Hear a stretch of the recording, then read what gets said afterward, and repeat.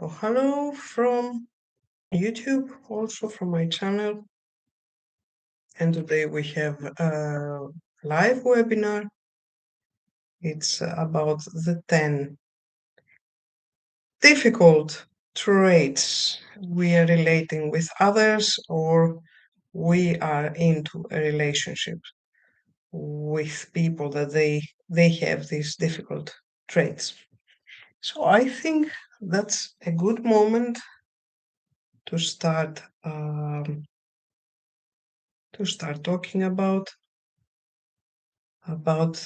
this topic, and I'm not going to share my screen on YouTube. I cannot share my screen on Facebook Live, so I will read my presentation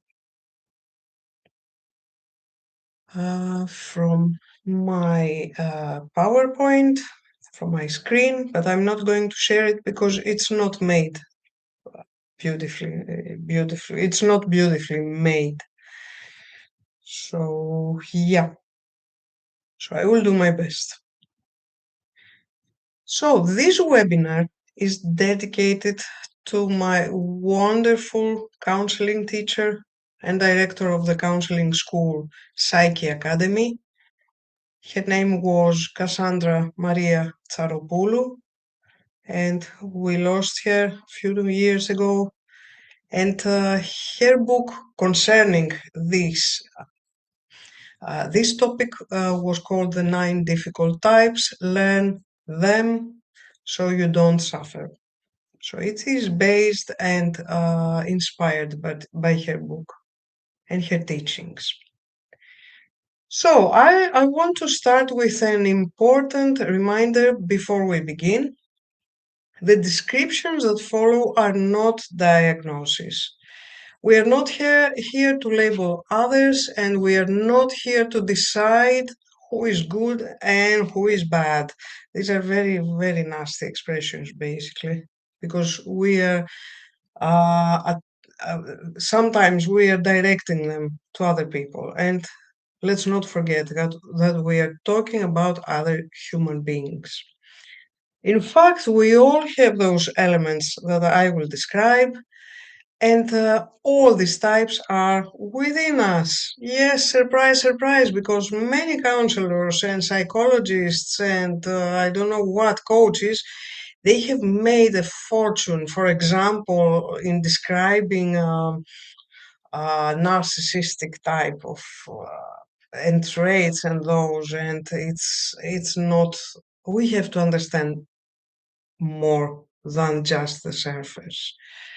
So if we fail to see and recognize these traits in within us, then either we may be suffering from a lack of self-awareness, or we refuse to recognize our human sides in every one of us. Some of these parts of ourselves simply appear more intensely than others, and we are calling them prominent. Furthermore, in times of stress, loss, fear, exhaustion, or trauma, we can all become more difficult in our behaviors and give difficult time to our significant others. Just keep that in mind. We can become demanding, suspicious, impulsive, withdrawn, all these nice things of human nature.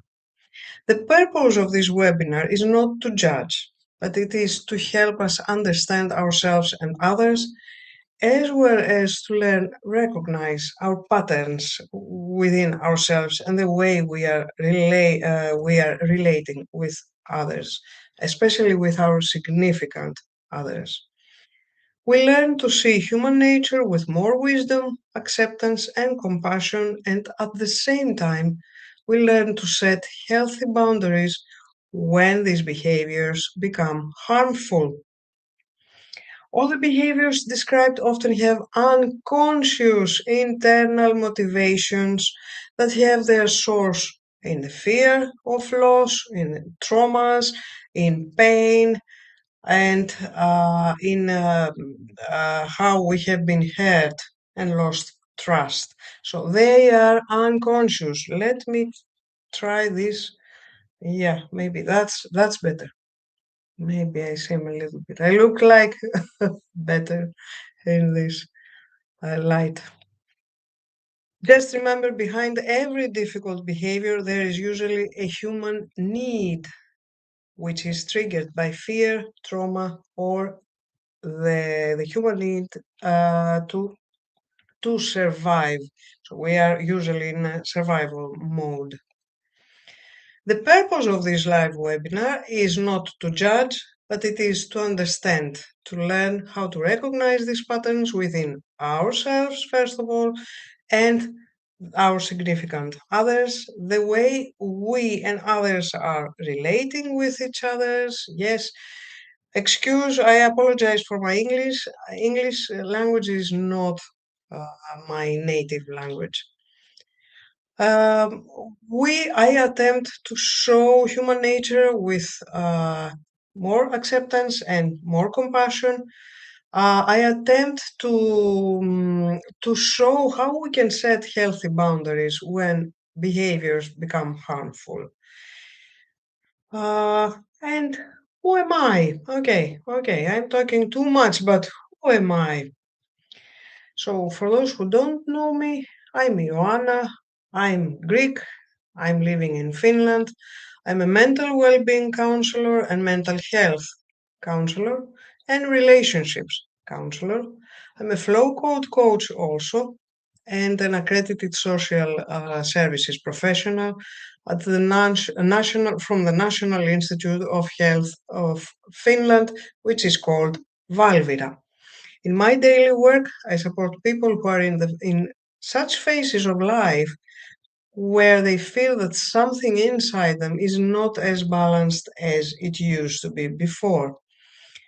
I also collaborate with companies uh, in the mental health and mental well-being sector for their employees, and I work at the largest Finnish morning activity organization for adults with severe autism and disabilities. My approach is person centered and it is based on conversation, but also holistic ways that help the body and nervous system to unwind. My special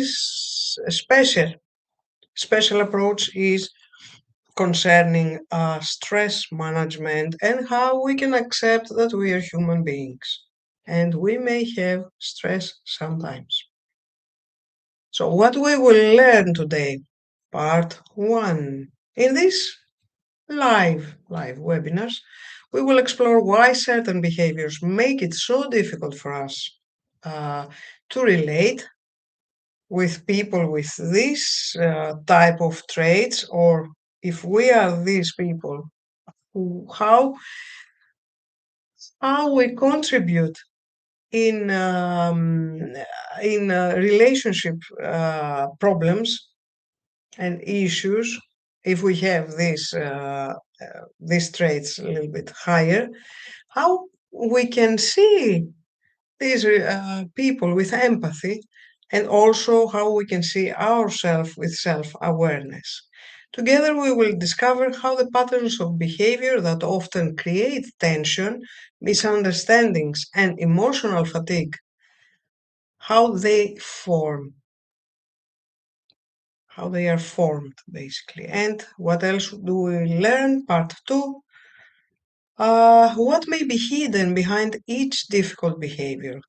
The fears, the needs, the defenses, the traumas, and human vulnerabilities. Why we all have elements of all these types and traits, and how stress, difficulties, and life circumstances can reinforce them. How to recognize these patterns, first in yourself, and then in the important people of your life. How to set healthy boundaries without experiencing guilt, anger, or hostility. How to protect yourself from dysfunctional or harmful behaviors without losing your kindness and understanding. What are the positive sides of these traits? Because As everything, or almost everything in life, there are some positive and negative sides. What are the strengths of these traits and the potentials hidden behind each personality type, and how these traits can contribute to personal growth and healthy relationships?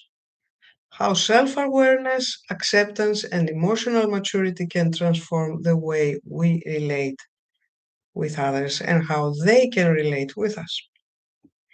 So, before we start, again, the main reminder, don't put the blame on others, that they may have a little bit more traits of each category we will analyze.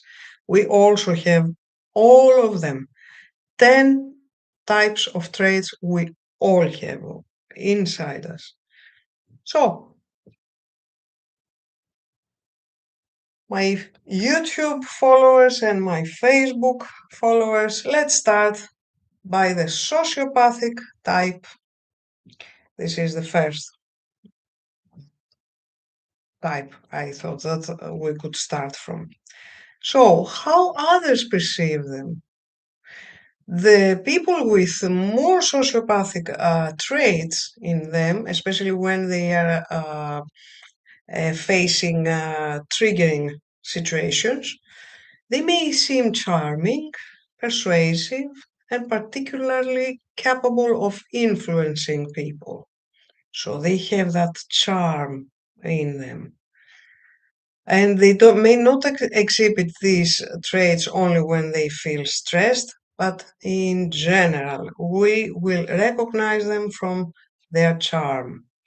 They often have difficulty respecting rules, boundaries, and needs of the others, especially when they conflict with their own goals. Hey, Eleni Mavridou, thank you so much. And it's an honor for me. I remember you. Yeah, you were my student. Of course, I don't forget you. And thank you for your honor, for this honor you are doing to me. And of course, you see me totally changed since you remember me. But that's life, I guess. So let's go to the sociopathic type. Let's go back. The good side is that these people can seem, at least they can seem very courageous. They can seem determined to have what they think, what they feel they need, no matter the cost. That's bad and good, but mostly it can be bad for their relationship. That's why we should be a little bit careful.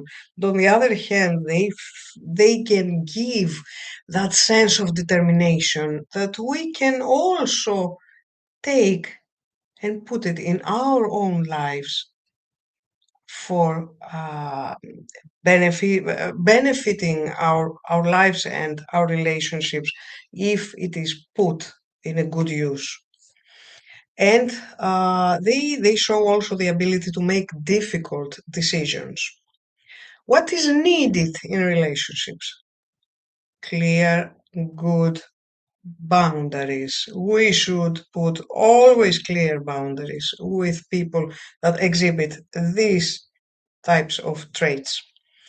We should be consistent with them. Never let them cross your boundaries. We don't have to show that we hate them. We don't have to be, I mean, be kind. They are human beings. Be empathetic, but never let them cross your boundaries. Never. Your boundaries should be always here. What happens inside the person with these prominent traits? This person is intensely afraid of relationships, especially the close relationships. They deceive or hurt those who approach them as if they are taking revenge for being approached. They punish themselves by a fear of connecting deeply with other people and genuinely with others because deep inside they feel damaged. They use these behaviors as a mask so that others cannot see inside them.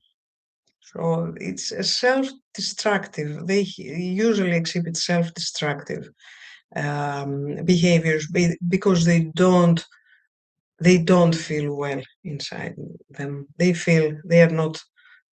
They feel they are damaged. Healthy boundaries from our side. We focus on actions, on their actions, never on their words. They talk too much. They say, they promise, you are the best here. No, we focus on their actions always. We don't rely on their promises, but on their real behaviors. How do they behave to us? How do they behave to other people? How do they behave, those people that they perceive them as lower ranked?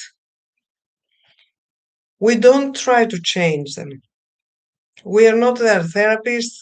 They are not our clients. They are not our patient. I don't know how someone can call these things. We don't try to change them. We can't change anybody else than ourselves.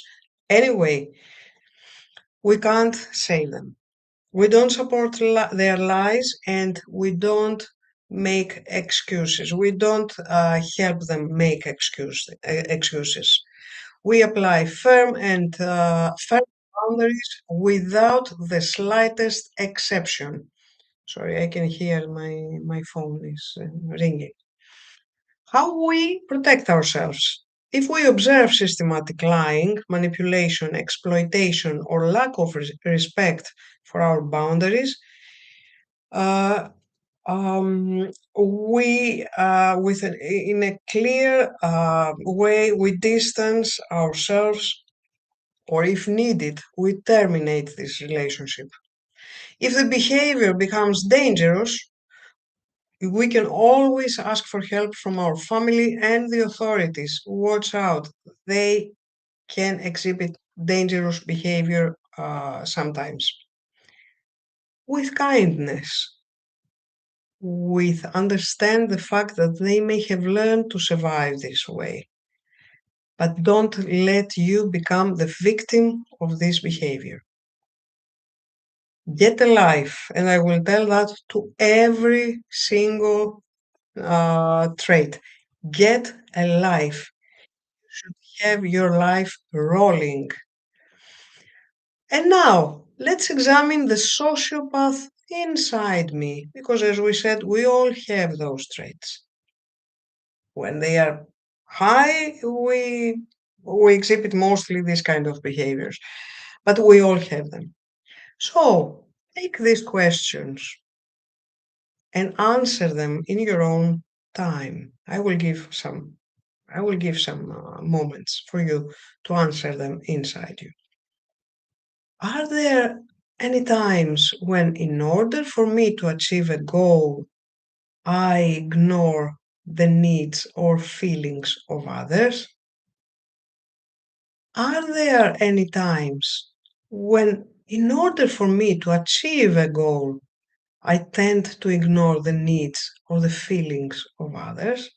Now, take some moments to think.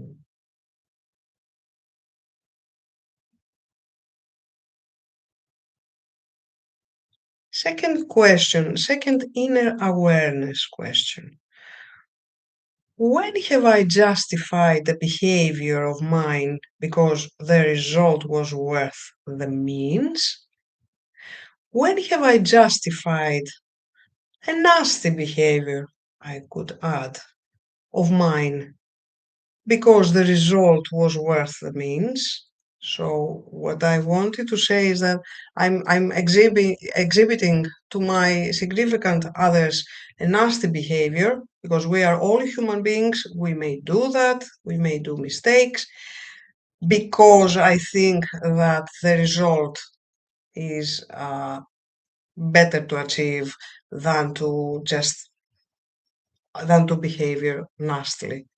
So I want that result for me that will benefit me than to take care of the person that is with me. So when have I justified this kind of nasty behavior? Because I valued the result more than the person.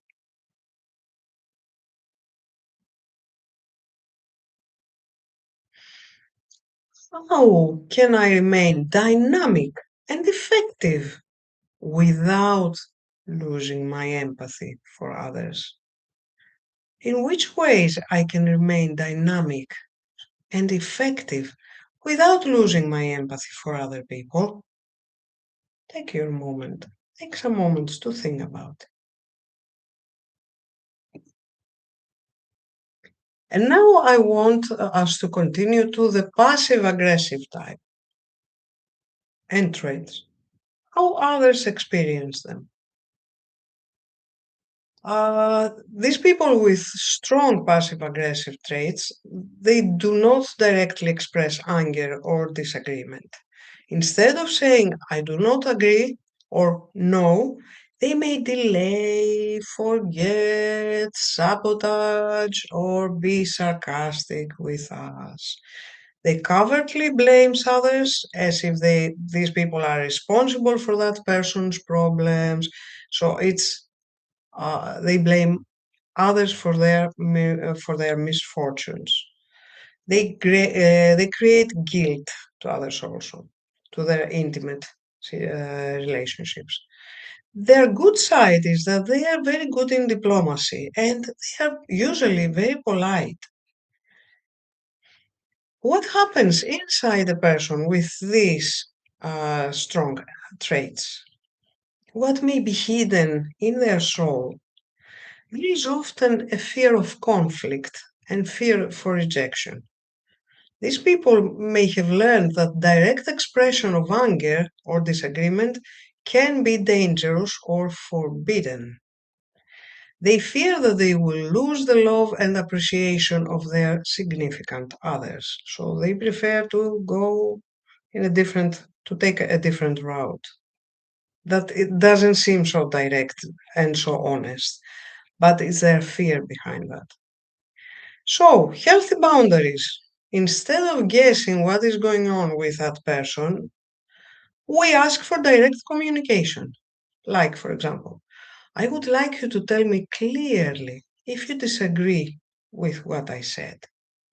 When the topic turns to another topic, when they don't answer clearly in the topic that is raised and they take another topic to discuss about, and they don't respond to the initial request, then we make sure to bring them back to the original point of the discussion as many times as necessary with clarity and kindness. You don't have to allow to be angry, to show anger or to start shouting, just with kindness. And the same, okay, our topic was that. Let's go back to that topic. So you don't have to be to start shouting or throwing things. You don't have to be the bad one, the bad cop. So just accept that that person wants to avoid that topic. So bring them back. Self-protection.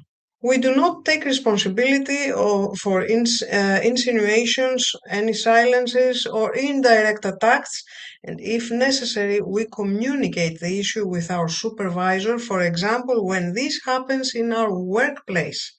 So we may meet many people with these traits. They don't say directly what they think, but they still blame. So after we try the best to help that person to communicate in a more direct and honest way, and this may not be successful, then we should go to our supervisor and talk about that. Avoid taking what they say personally. It's never personal. I mean, they may blame you, but it's never personal. You are not the selfish creature they have created in their mind and they are projecting to you. And you have not done anything to cause their pain or suffering, what they are saying that they are facing. Simply love them without struggling to prove anything to them. Just love them as they are and without becoming a burden for the guilt they throw at you. It's not your fault. You are not to be blamed. You are not to blame. Don't stop living your life to the fullest. So if you hear all those accusations, there are many people that they stopped living a good life because they felt ashamed for what they listened, what they were accused for. Just don't play that game with them. Just live your life. Get a life again. Second time, get a good life for yourself, despite their accusations. You are not that person. And with kindness, we understand that it may be difficult for them to express anger, but we don't have to accept any chronic passive aggression. Just don't be there, don't be there for that. Put boundaries. And now the moment for inner awareness with passive aggressive traits. So the passive aggressive inside you, inside me. How easily do I express my disagreement or anger directly? How easily do I express my disagreement or anger directly? Take take some moments to answer this question to yourself.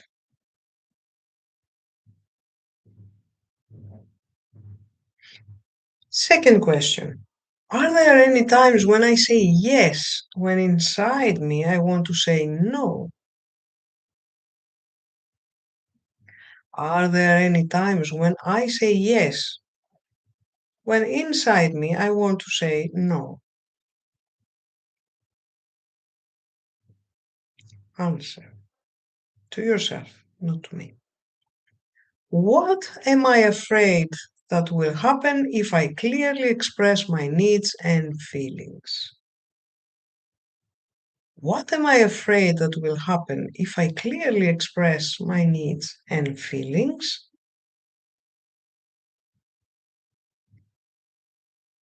And now we are proceeding to the next type. It's the isolated type.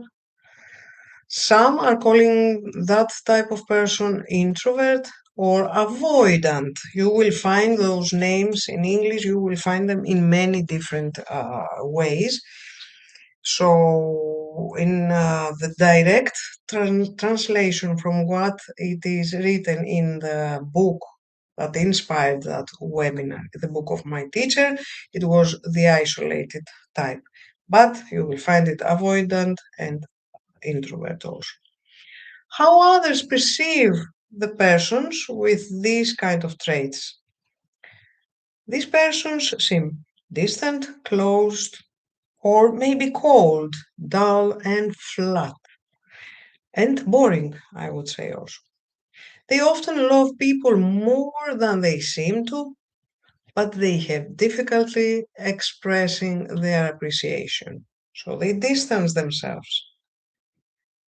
The good side of them is that they are autonomous. They are independent people. Usually they think they are doing things themselves. They are deep thinkers. They can be very creative, many of them, and they have an inner wealth inside them that you can't find easily uh, in relationships. So what happens inside them? They have fear of rejection. They may be afraid that they will be rejected by their significant others. They live with a fear of being hurt by others. They feel that they don't belong to a group, they don't belong to a relationship, they don't belong where others may feel they do.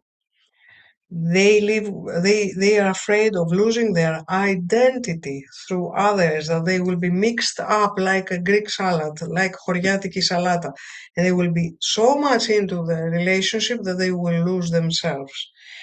They are afraid of losing mostly their individuality and privacy. And this means that they may be afraid that they will lose control. So what they need safe relationships that they don't pressure them. They just invite them.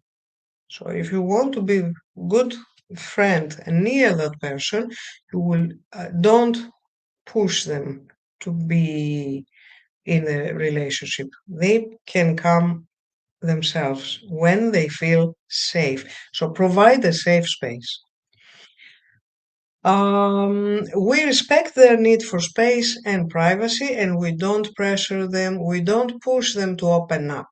Tell me, how do you feel? Unless if they are in therapy, maybe. And we create safe space so they can open up and they can approach you.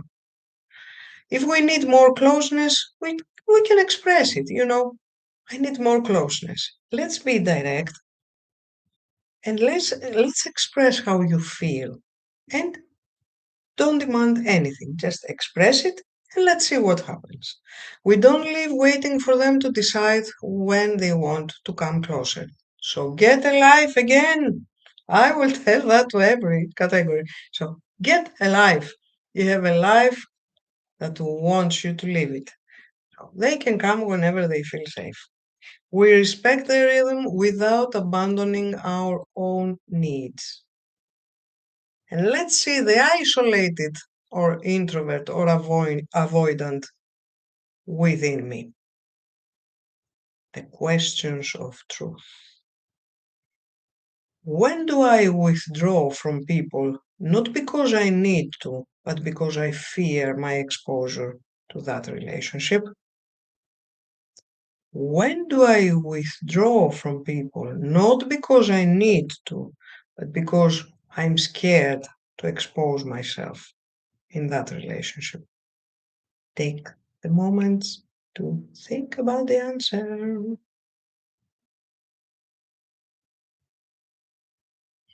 Second question, sorry. Are there parts of myself that I don't allow anyone to know? Are there parts of myself that I don't allow anyone to know?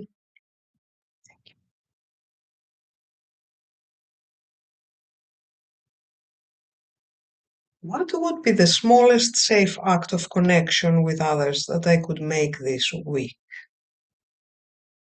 What would be the smallest safe act of connection with others that I could make this week?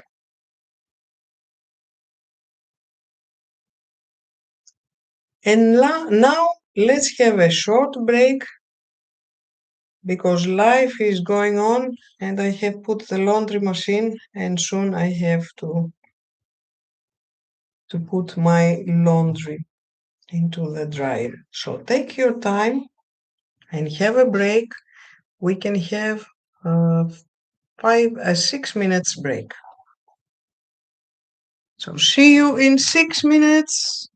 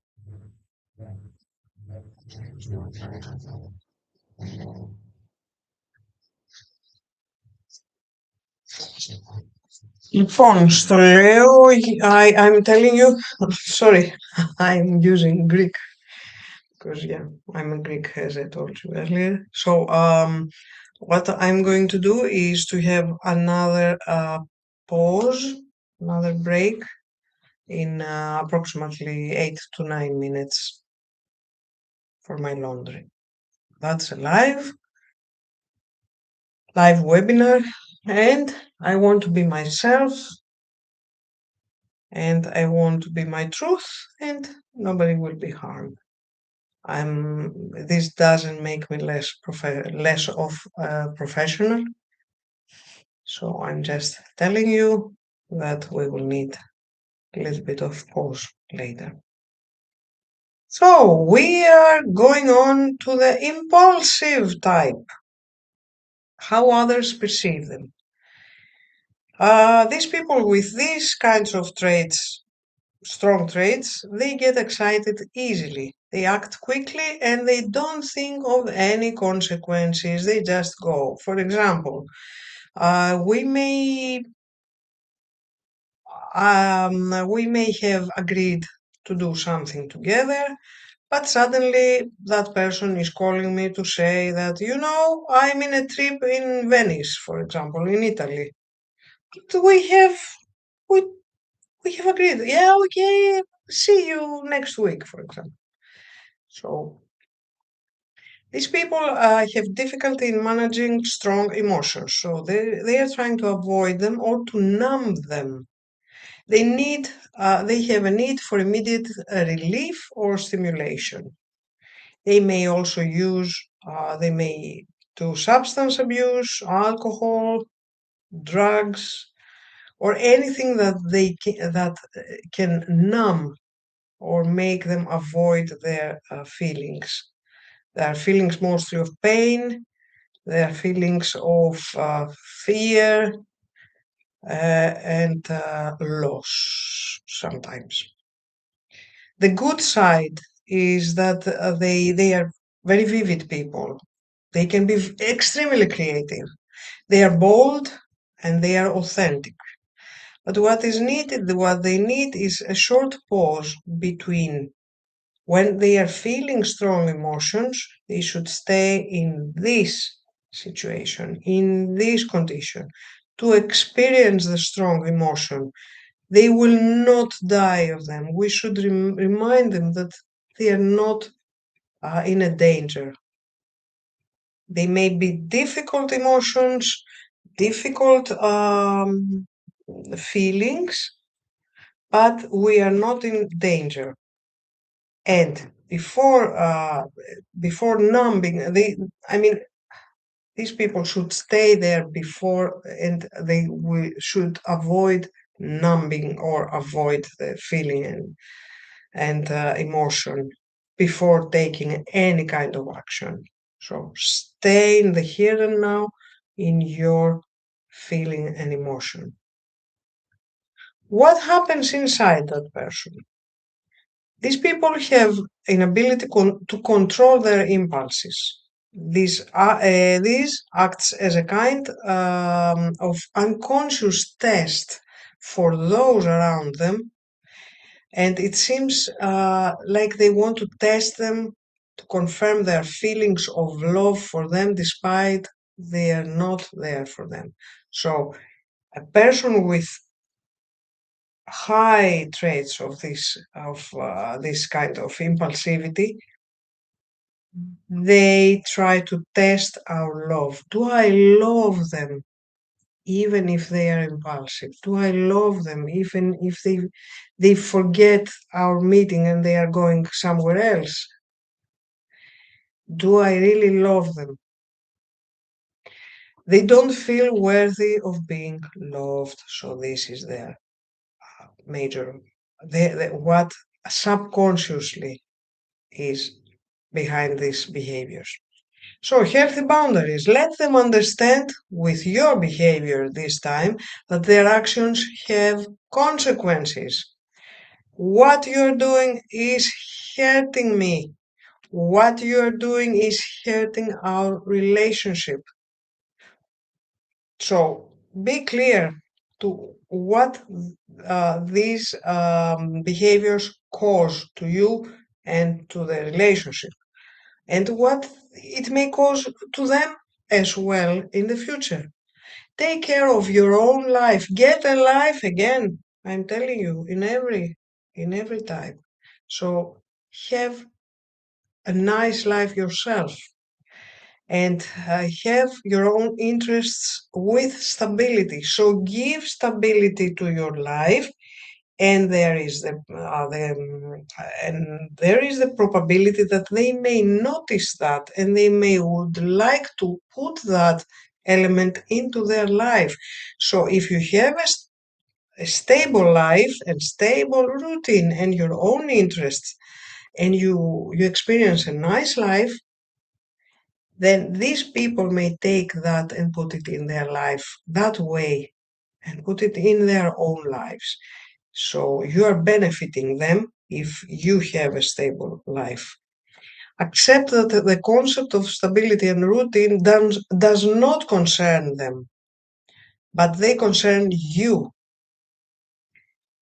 Self protection. If their behavior becomes unpredictable or dangerous, you may need to distance yourselves from them, from the people with these prominent traits. You may need also to call for help, although these people rarely harm others, but it is a probability. Usually they harm themselves by taking drugs or using substances, but it's there. That probability is still there. So call for help. And with kindness, we recognize that this person has difficulty in regulating their emotions. Or when we have that traits in high extent, we have that difficulty. So let's do the inner awareness questions. The impulsive type inside me, inside you, inside all of us. When are my decisions driven by the emotion of the moment? When are my decisions driven by the emotion of the moment? Take your time to think.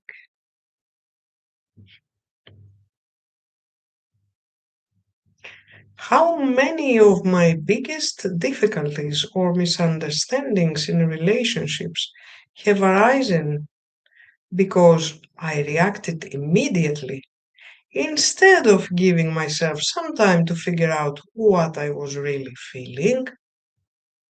How many of my biggest difficulties or misunderstanding, sorry, I will say it again.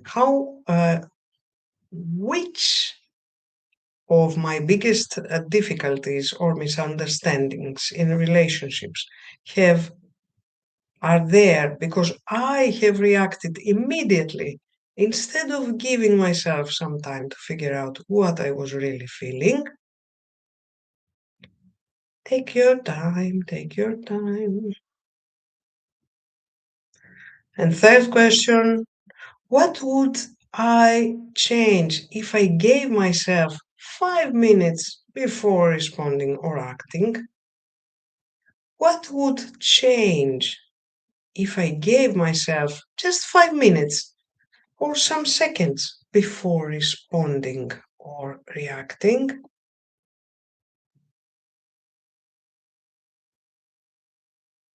And let's go to the fifth type, the demanding, dependent type. Ooh.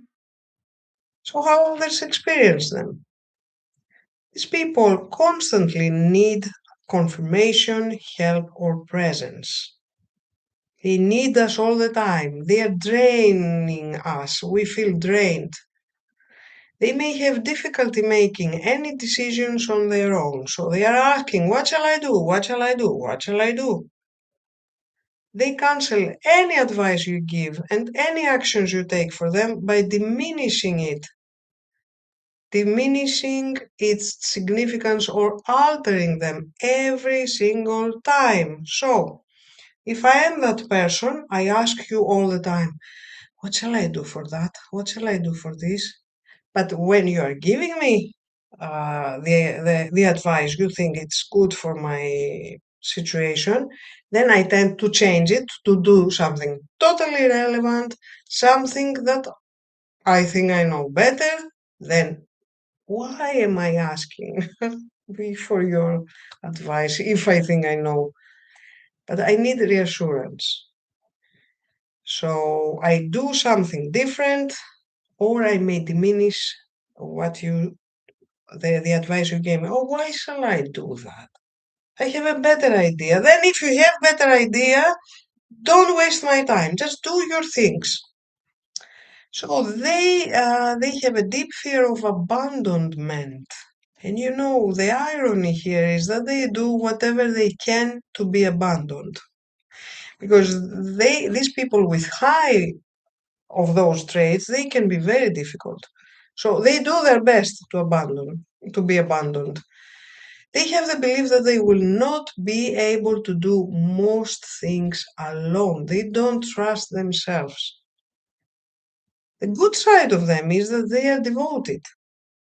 They can be very tender, they are cooperative, they value companionship, and what they need is to build confidence in their own strengths, especially in Greece. That it's cultural also that I am a parent, so I keep my son dependent on me, even though my son will be 60 years old or 50 years old. I keep him dependent on me so that my son will not build confidence for their own strengths. And my son will not learn how to trust their skills or their capabilities or themselves. So now it's time for me to take the next break. Excuse me, I apologize. I'm coming soon.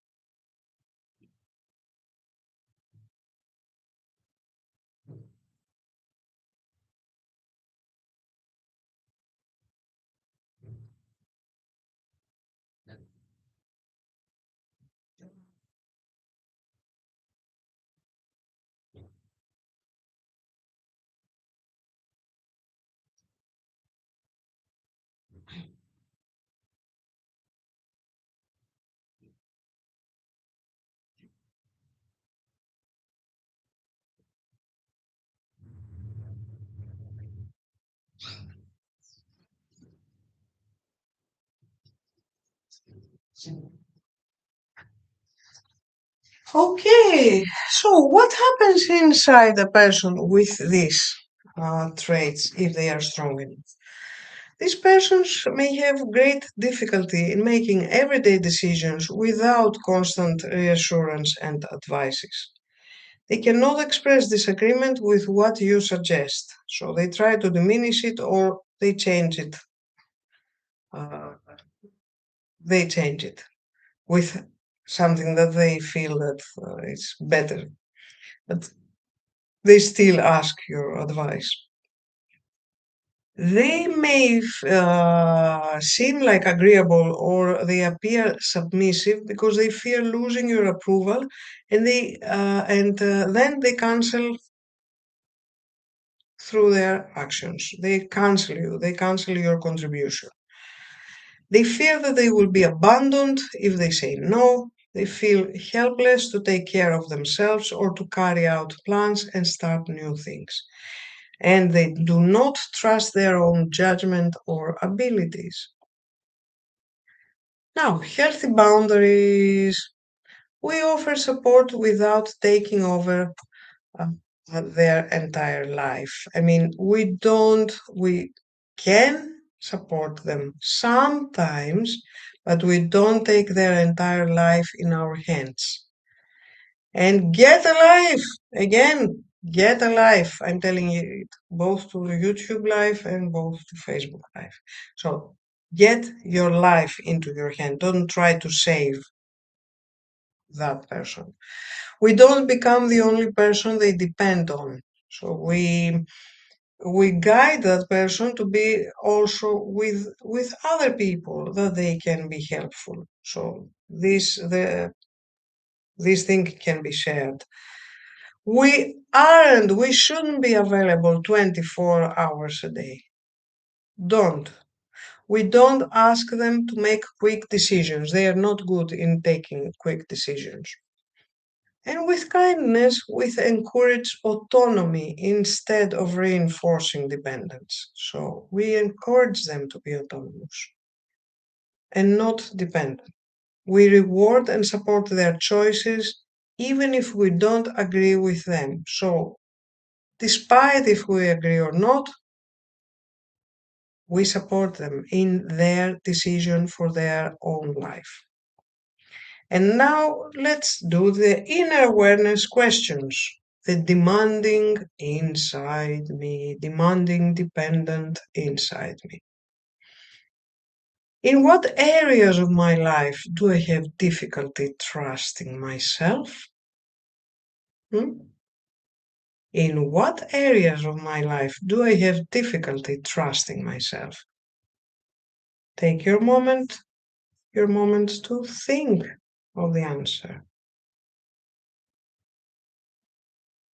Second one, how often do I ask others to give me the security I need to build within myself?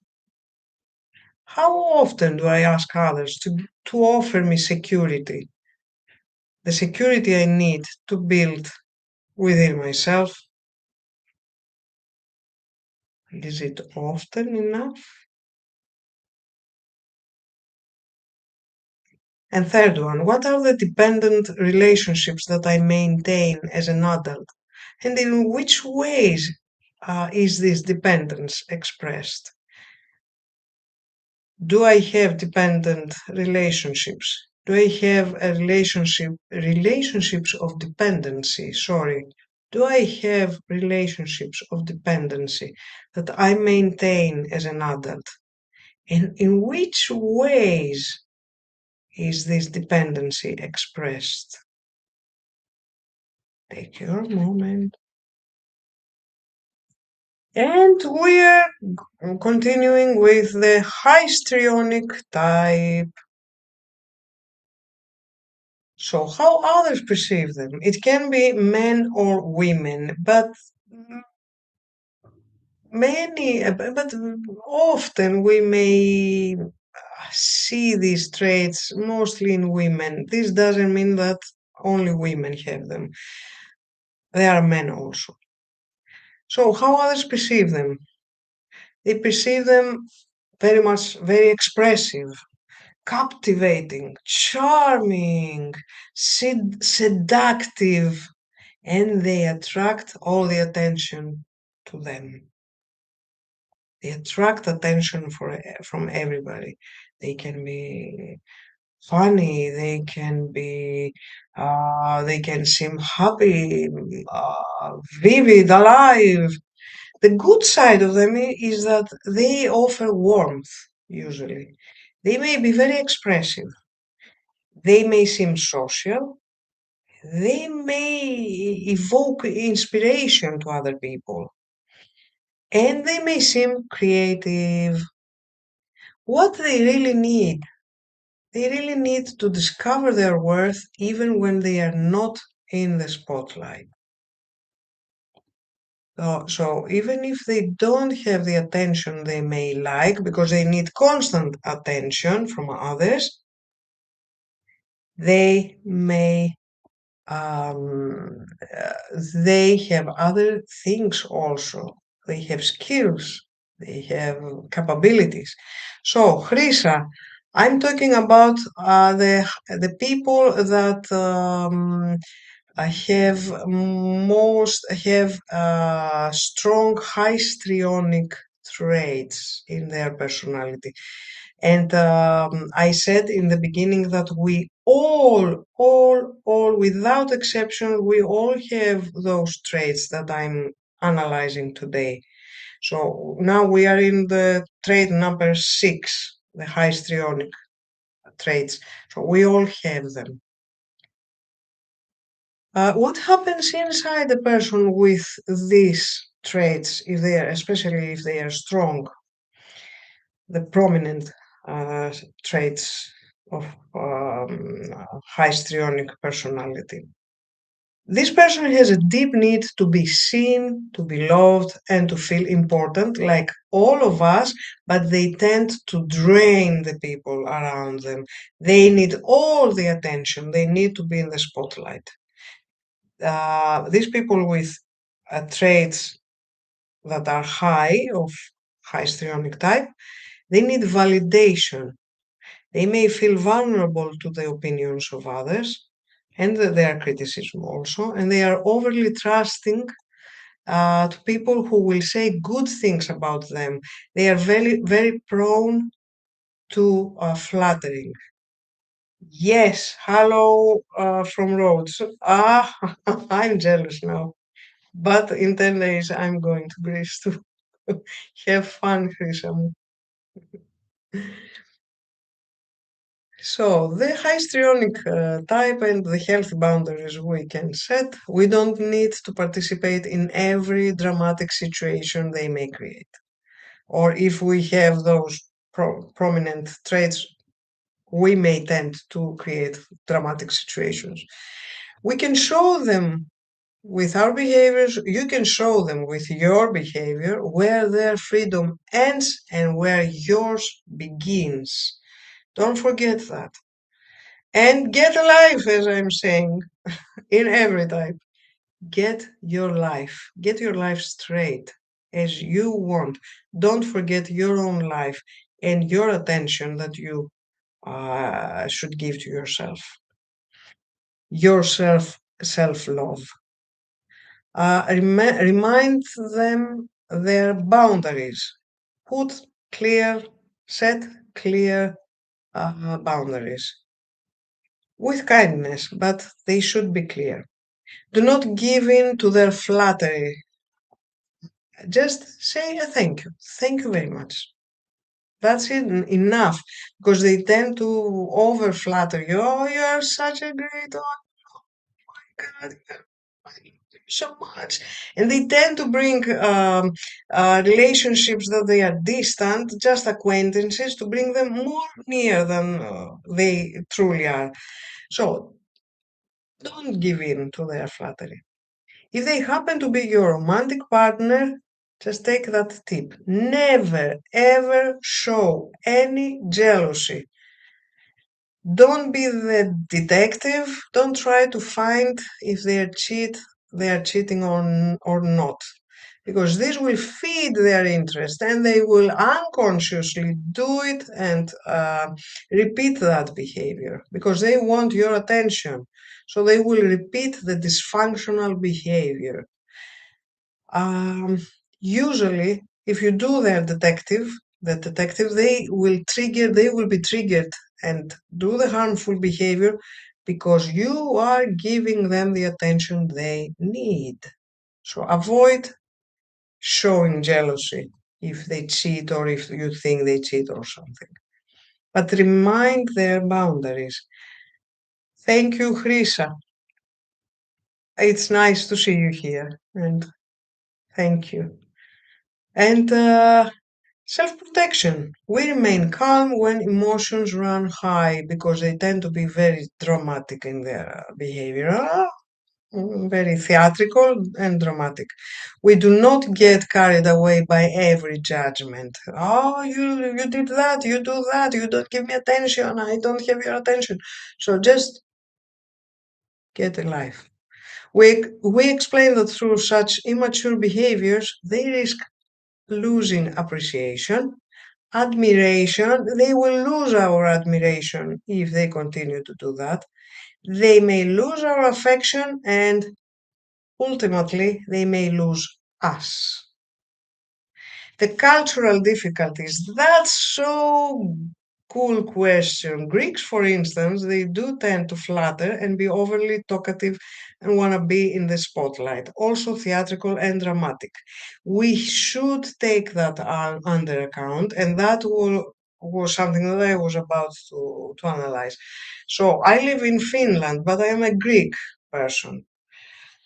Uh, so Chrisa knows why she's asking that because we live, we are in a similar situation. So in Finland, they tend to find some of our Greek, like moving, waving our hands, overly dramatic. I think we all have a filter to filter out what, just get a life and don't listen to accusations that you are overly dramatic because this can be manipulative and we will see it afterwards in the narcissistic type. So if a person from Nordic countries that they are coming from a different culture, that they don't do those overly dramatic theatrical things, or they don't communicate their emotions, it's just a different kind of behavior. We accept that. We can't change them and they shouldn't try to change us. So, what is your filter about yourself? Do you really think that the situation may be not as intensive as you may perceive it? Then when and why is your need right now in that situation so to have all the attention? What is hiding behind that need?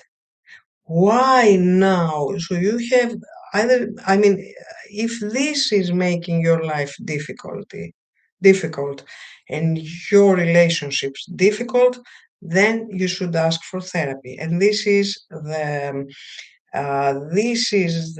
criteria for each one of those types. So if your relationships, your intimate relationships, your relationships with significant others are dysfunctional, and you are constantly accused of being theatrical or flattering or wanting so much attention or that, it's worth it to speak to a person that can to be in sessions with a professional in mental health. But it doesn't mean that you are that person because it can be manipulative from the other person also. You may be accused that you are overly theatrical. And let's respect where we are coming from, who we are. So if you're waving hands or communicating your emotions is not something that will make you dysfunction, who are they that they are accusing? They may be their different styles. So it's different styles sometimes. And the same goes the other way. So that person may be an avoidant person. And they may tend to hide behind their flat, boring surface. But they may be able to love deeply. It's their way. We should accept that. You can't change anybody else. And you shouldn't change because of somebody else. So keep the filter on and see if it's not easy. So you may need the feedback from a professional. I don't mean you, Risa. No, I don't know you personally, but I'm answering to your question. So we may be accused of many things, for many things. That's okay. Put your filter on and see what is true and what is not true. And if you can't know, ask for an advice or for feedback, constructive feedback from a professional.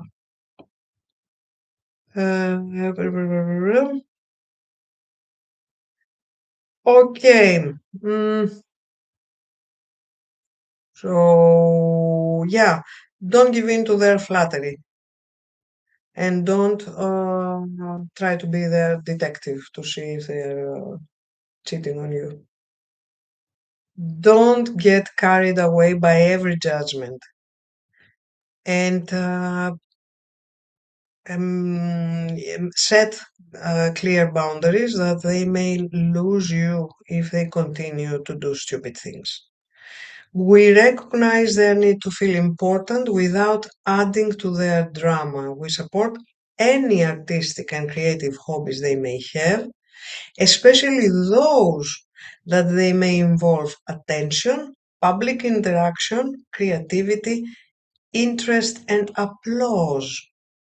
We encourage them to take this kind of professions or hobbies because they take the need they need, the attention they need. They are in the spotlight in a very constructional, in a very functional way, and they don't demand that from us. So we are not there to fill their needs because it's like you are filling a well without bottom. So they can take it from bigger, from many people, from groups of people. So let them do that. Let them be creative. Let them prove to themselves that they have many other abilities, capabilities, and skills. And I want to say that they express themselves very often, many of them, not all of them, but many of them with sexualized ways, like provocative. Who am I to judge, on the other hand? But they like to provoke attention, to have attention on their body. And the irony is that the relation with their body is very problematic. Despite they show that they have very good relation with their body and they sexualize their appearance very often, or they share jokes, a little bit sexist jokes. So you can recognize that person with strong histrionic traits by these behaviors usually, but not all the time, not always. So how, let's go to the inner awareness questions. And how much does my self-esteem depend on the attention or acceptance of others? How much does my self-esteem depend on the attention or acceptance of others? Take your time and think and be honest in your answers. Do I feel equally valuable when no one praises me or pays attention to me? Do I really feel equally valuable when no one praises me or pays attention to me? Take your time. What part of me mostly craves to be seen and recognized? What part of me craves to be seen and recognized? Take your time.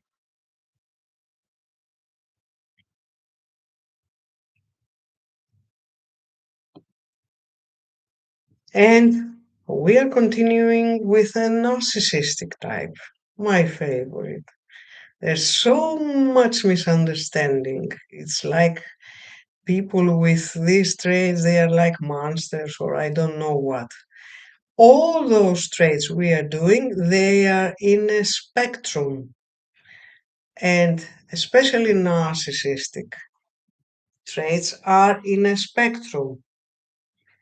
When they are in the end of the spectrum, that's not functional at all, and they have the ability to become dangerous.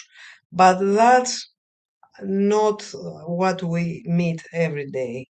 And it's different saying that that person may have more narcissistic traits and that person can be a difficult person from that person has narcissistic personality disorder. Because, yes, narcissistic personality disorder sucks.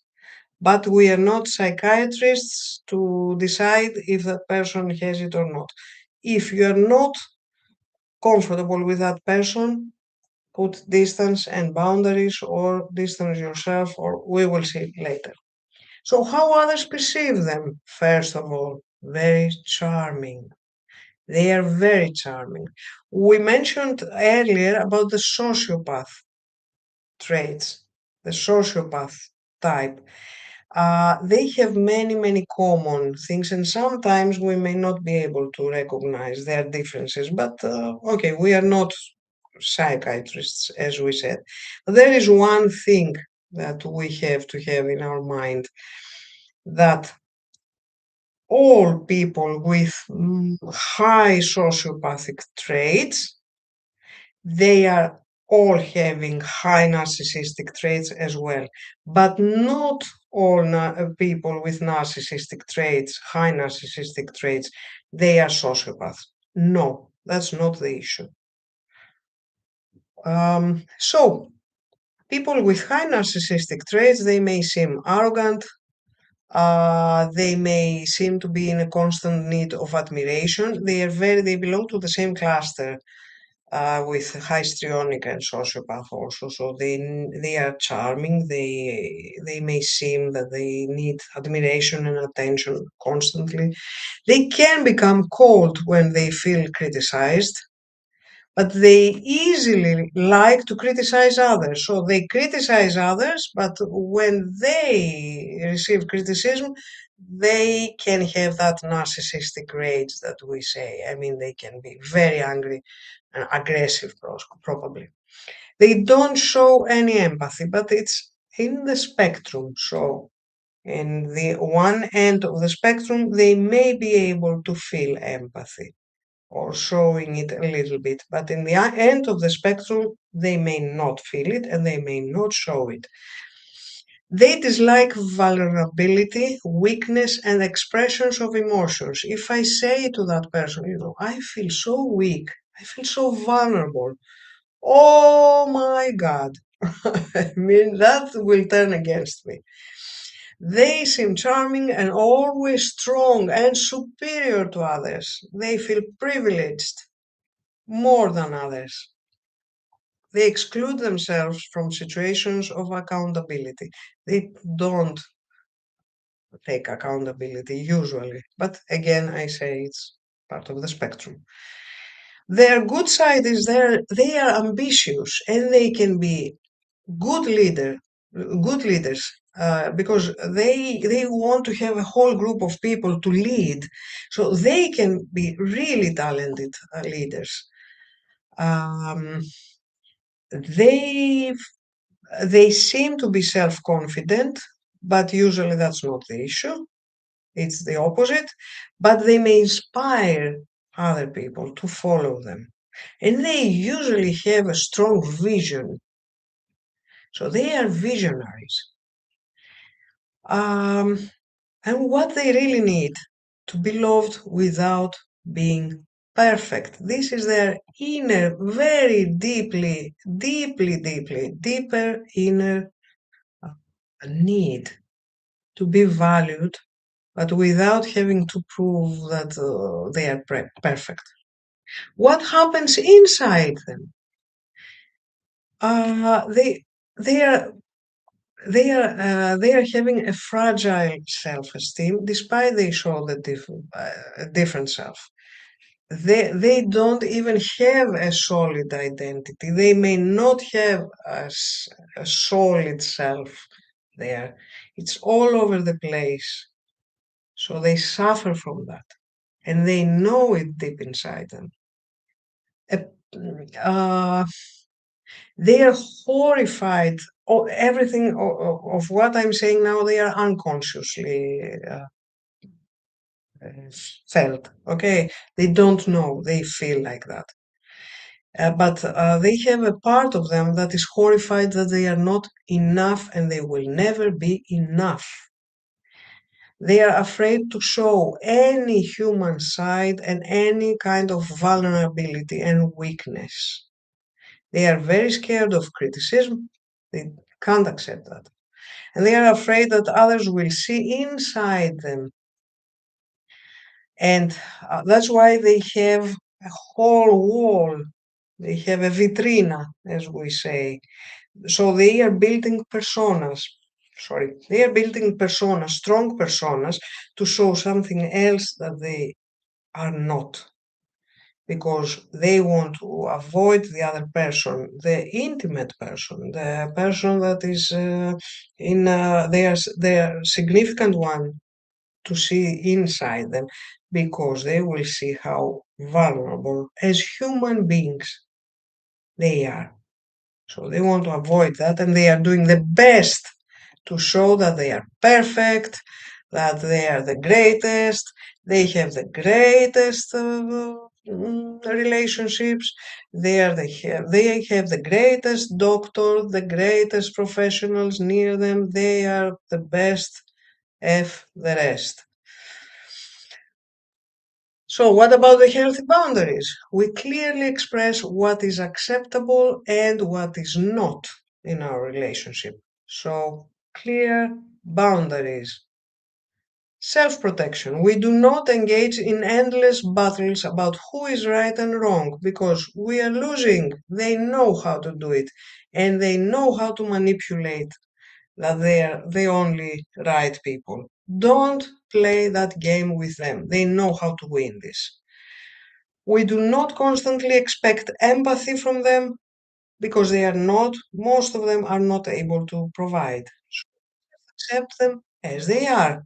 And life with them can be really fascinating because they want to go to places, they want to have experiences, they want to, they're playful very often. So you will experience a nice, maybe sometimes luxurious life. But okay, accept that they will never give you empathy. Forget about that. With kindness, see the vulnerability behind their mask of perfection without tolerating belittling, abuse, or manipulation. They can be very manipulative. Don't accept that. And mostly, get a life. You should have your own life. Sometimes these people tend to take you far away from friends, and also the sociopath type of personality. They tend to take you away from what you love so they can control you or manipulate you better. Don't accept that. Never accept that. Be with your family, your friends, and have a life. Get a life no matter what. So now let's investigate the narcissist inside me. So be honest with a hand on your heart and answer those questions. We all have these traits, all of them, more or less. We all have. So now you address your voice to the part, your narcissistic part inside you. And the question is, the inner awareness questions are, the first one is, how do I react when someone questions my abilities, my knowledge or worth? How do I react when someone questions my abilities, my knowledge, or my worth? Take your time to give it a thought. Second inner awareness question. Are there times when I find it difficult to admit mistakes or weaknesses? Are there times when I find it difficult to admit mistakes or weaknesses to yourself? I want to add. Do you have difficult time to say that I was wrong? Do you have that difficulty?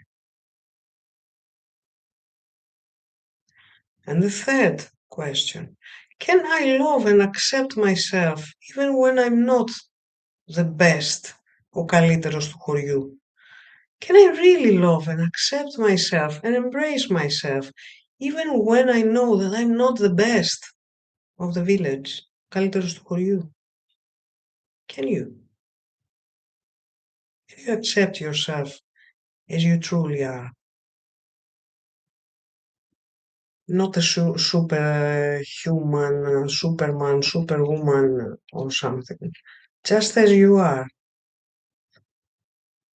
And now we are continuing with the eighth type. We have 10 types, personality types. So we are going to the obsessive compulsive type. How others perceive them.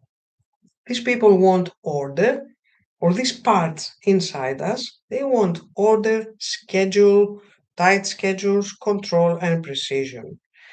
These people face difficulties with uncertainty or flexibility or sudden changes or changing situations and different plans. The good side of them is that they are responsible people. You can rely on them. They are consistent and they know how to organize things well. But in the spectrum, they may not be able to end a task, to finish a task, because they don't find it perfect. So they seek for perfection. So many of them cannot finish a task because they want it to be perfect, and there is no such thing. What they need is to remember that life is not a project to be managed, but a relationship to be experienced. And life is not waiting for us.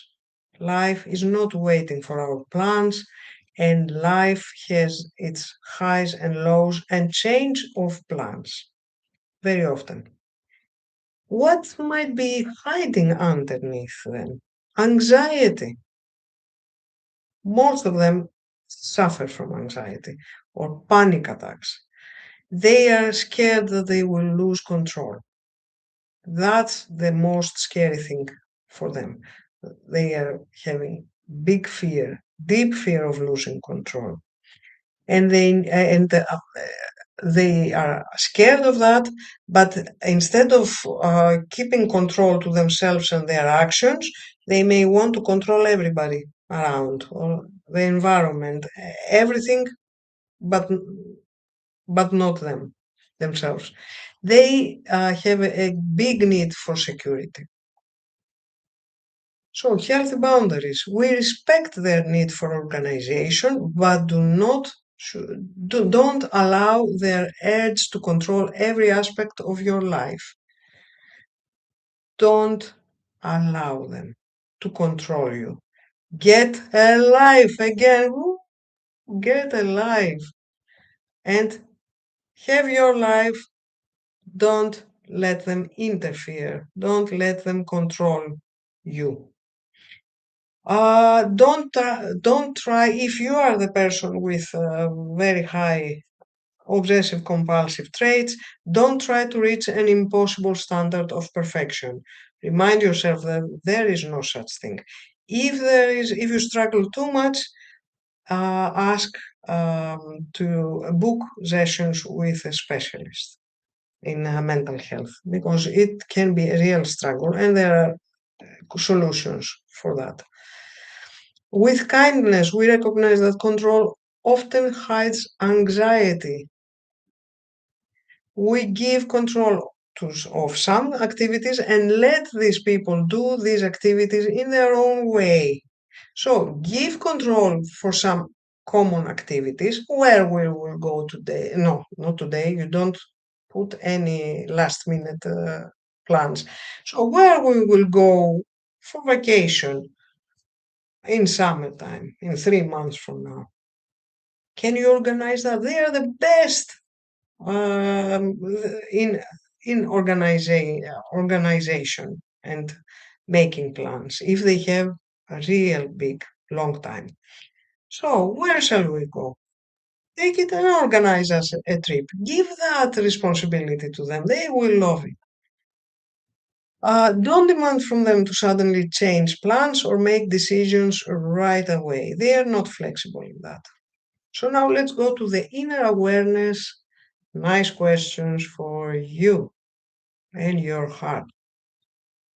With honesty, ask yourself, what am I trying to control at this time in my life? What am I trying to control this period in my life? Take your time to answer.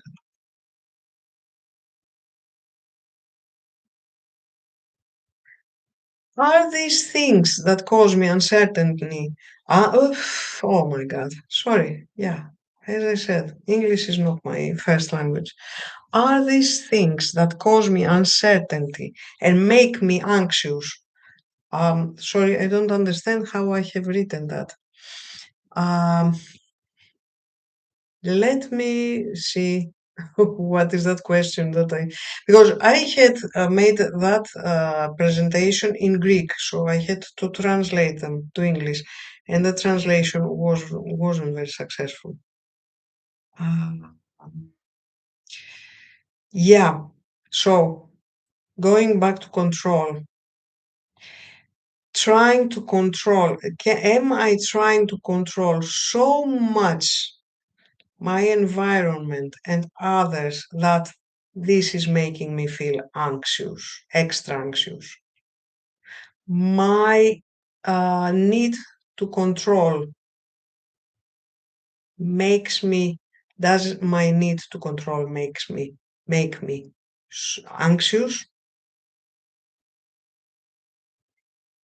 Yes, my need for control making me anxious.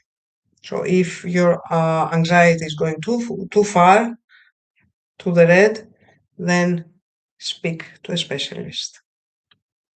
What could I let happen today without my intervention? What could I let happen today without my intervention, without your control? So answer honestly.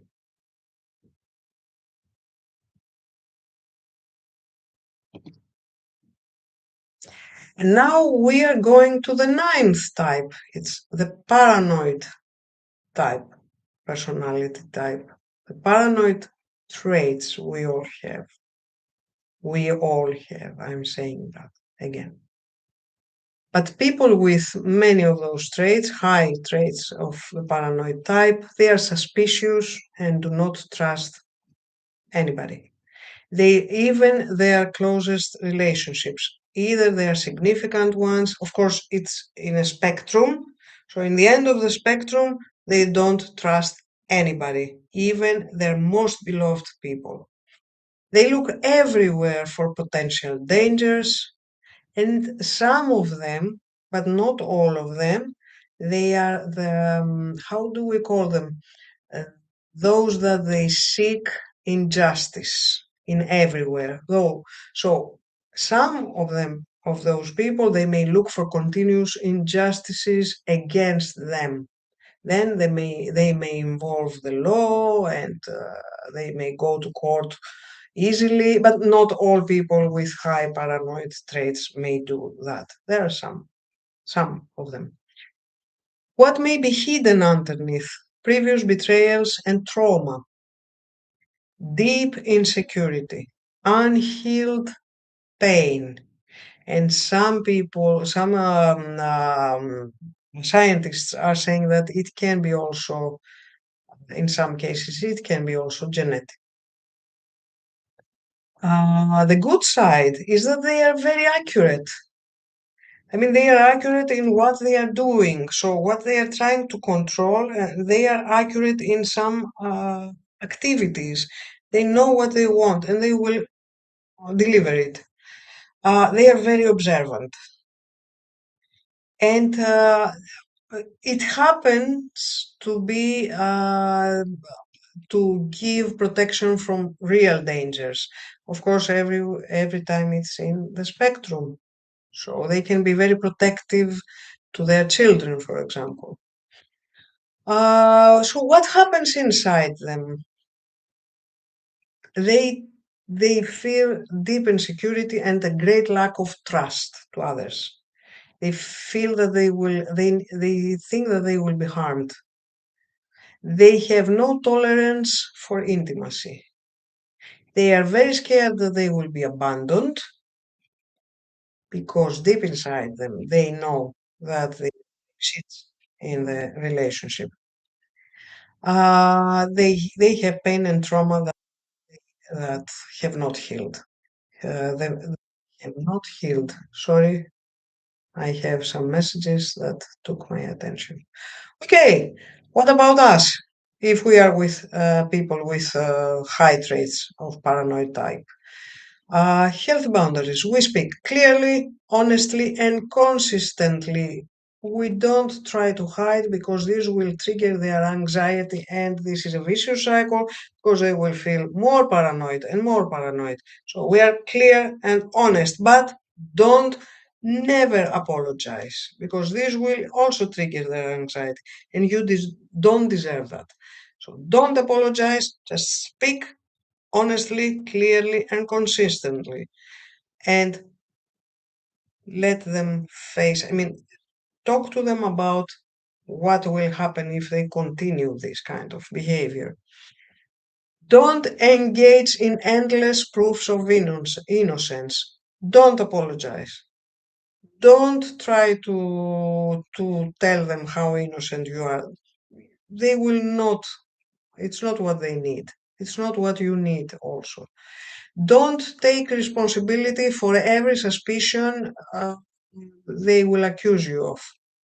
You are not responsible always. I mean, don't let them feel that you are responsible for everything. Don't apologize again.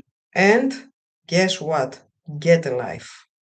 You should have your own life, your own routine, your own things, no matter if they want you to believe that you shouldn't do because you may cheat on them or something. No, it's their issues, not their projections, basically. With kindness, understand that their lack of trust is often born from old traumas, unprocessed traumas. But it's not your thing to be their therapist, okay? Don't forget that.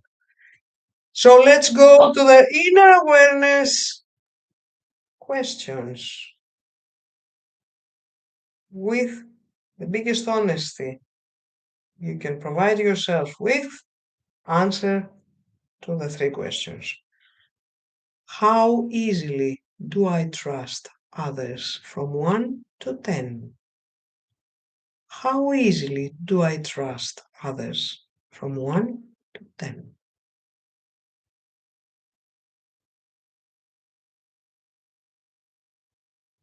And now is the big giveaway. When someone behaves strangely, do I tend to look for explanations or threats? And how often in this case I ask myself, what does this person want from me now? So when you hear from yourself, what does this person want from me now? Is the paranoid trait that pops up to everybody, every one of us. So when someone behaves strangely, do I tend to look for explanations or threats? Why does that person, or how does that person will will harm me. And how often do you say, "What does this person want from me right now?" Hmm.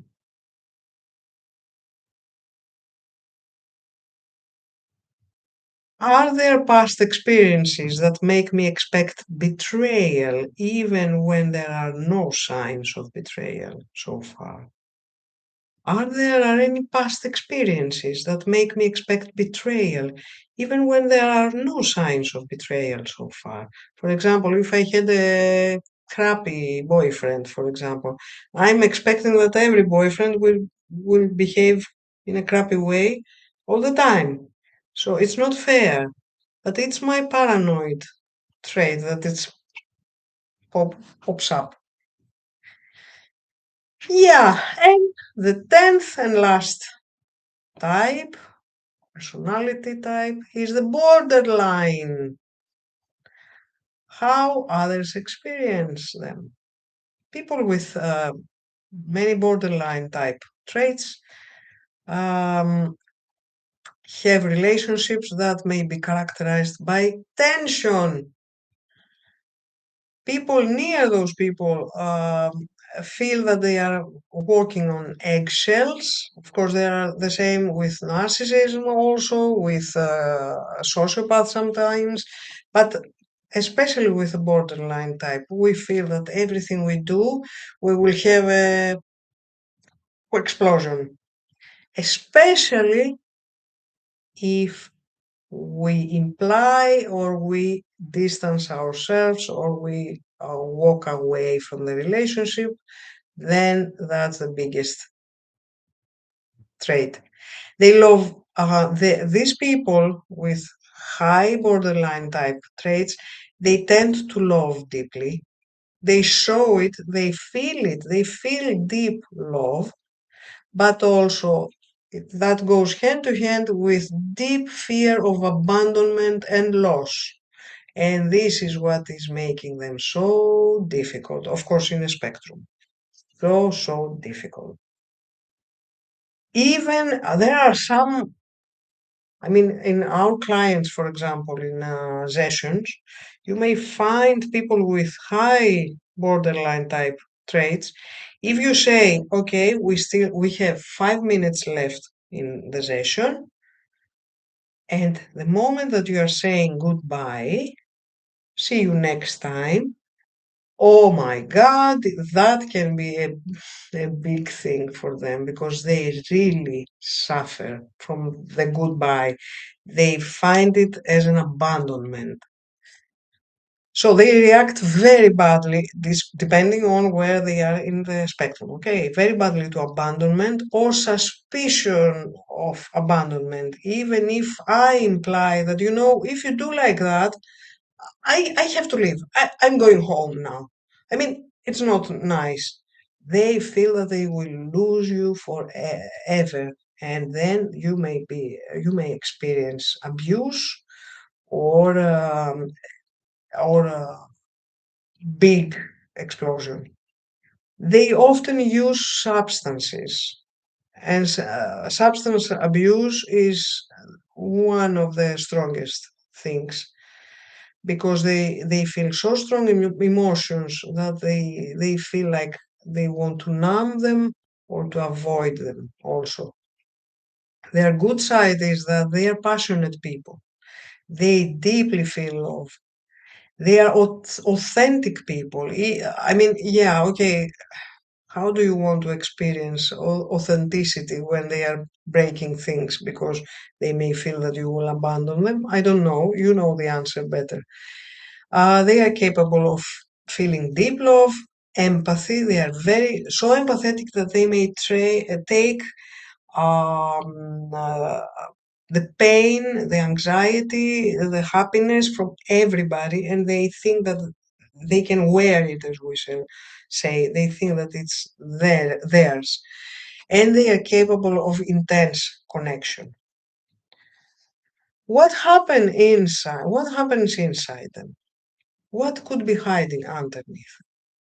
There is a huge fear of abandonment and loss. They can't regulate the feelings of abandonment, and loss. Their nervous system experiences emotions at a very, very high intensity, and they cannot regulate that. They cannot balance their nervous system easily. Healthy boundaries. Your boundaries, the boundaries that you will set with them should be firm, clear, and predictable. Clear. Don't let them go down. Don't let the fence go down. Keep it steady always. Don't respond to outbursts with outbursts.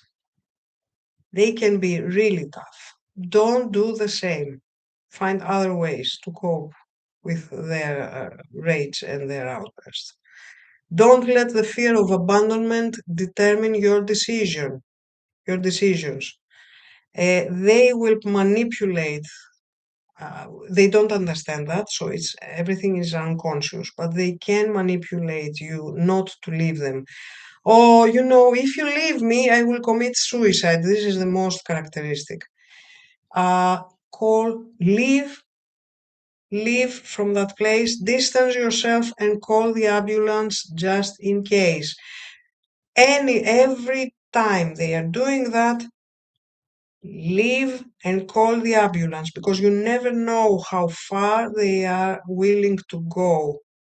And they may do many, if they are in the end of the spectrum, they may do many, oh, come on, my English.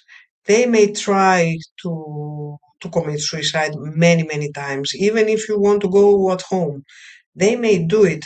Every time call the ambulance because you never know how far they will take it inside their pain.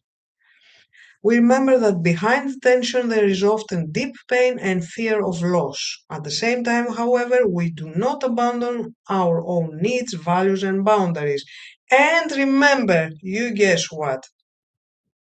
Get a life. You should have your own rhythm, your own routine, your own hobbies, and your own life that you will be able to enjoy. And now let's talk to the borderline inside us. We all have that, I remind you. So, the questions, the inner awareness questions. The first one: in what ways do I express myself when I feel rejected or abandoned? In what ways do I express myself when I feel rejected or abandoned? Nobody likes this. But how do you express yourself when you feel rejected and abandoned? Take your time.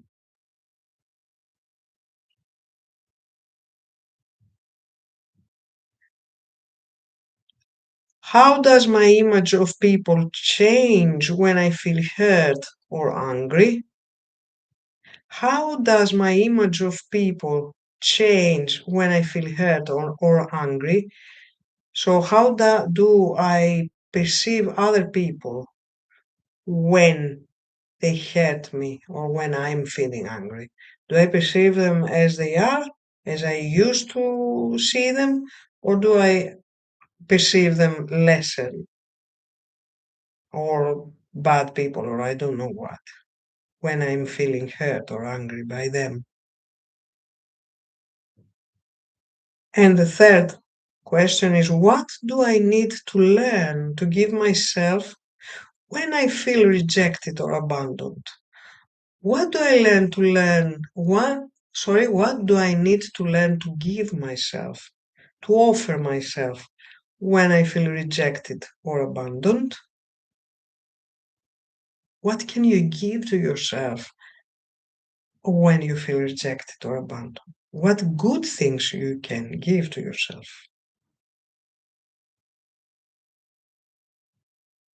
So this was it, and the 10 personality types were those. I will go through them, just the types once more. The first type is the sociopath type. The second one was the passive aggressive type. The third one was the isolated or avoidant or introvert. Everything is in spectrum, okay? The fourth type is the impulsive type. The fifth type is the demanding dependent type. The sixth one is the histrionic type. The seventh one is the narcissistic type. The eighth one is obsessive compulsive type. The ninth one is the paranoid type. And the tenth one is the borderline type. And we all have them inside us. Those parts are inside us. But those people that they have many of those traits that are making their lives and their significant others' lives miserable, they are those prominent types, as we said. So it's the time for your questions. If you have any, some of you already asked me those questions during the webinar. And for the YouTube live, you can write your questions in the comment section.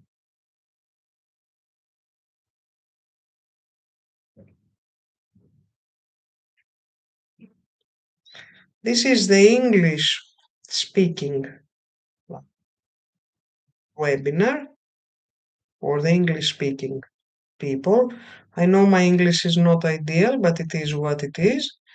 I hope that I gave you information that was very useful for you. Forgive my mistakes, but I believe that the information can be more important in this context. And I have done this already in Greek, in the Greek language. I have it on Facebook Live, and I will see if I can take that video and put it also in on YouTube. If not, I will do a separate one in Greek language on YouTube. So if you don't have any other questions, thank you very much for being here. I appreciate your presence, and you can send me messages or direct message if you need my help. I'm doing sessions, mental well-being sessions, and send me a message if you want us to have uh, talking and holistic sessions. Not about personality types, about you as a person, you as a human being. And thank you very much for your presence. So, see you. I will do those kind of webinars in Greek and in English very often from now on.